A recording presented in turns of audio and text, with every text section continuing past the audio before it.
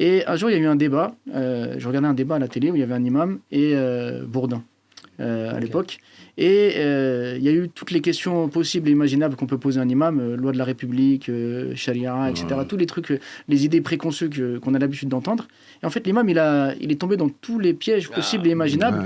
Et finalement, il a donné une image négative de l'islam, parce que au lieu qu'il ait de la réflexion, qu'il arrive à avoir de la hauteur et qu'il puisse pousser à la réflexion et déconstruire un peu les idées préconçues, mais il est tombé dans tous les pièges qu'on lui avait tendus.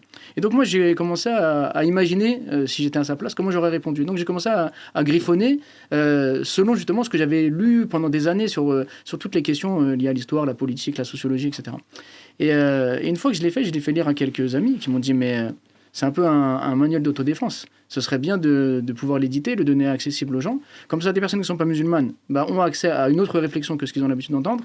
Et des personnes qui sont musulmanes peuvent s'approprier ces idées pour savoir comment répondre si elles sont confrontées à cette situation.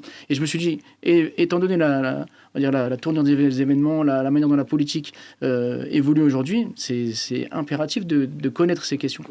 Et comme je m'étais beaucoup intéressé à l'histoire de la présence musulmane en France, et surtout à cette présence qui est beaucoup plus ancienne qu'on l'imagine, je me suis dit je vais agrémenter ce livre de pas mal de références historiques pour montrer que les musulmans, c'est pas des nouveaux arrivants, ils ont eu une place importante dans l'histoire de France, que ce soit au niveau des idées, au niveau même d'une présence active sur le territoire. Donc il faut vulgariser ces informations-là. Donc j'ai complété un petit peu, et ça a fait le premier livre, donc La place de l'islam en France entre fantasme et réalité, mais qui n'était absolument pas prévu au programme. J'avais jamais prévu d'écrire un livre, mais ça s'est fait un petit peu en réaction à cette actualité, on va dire.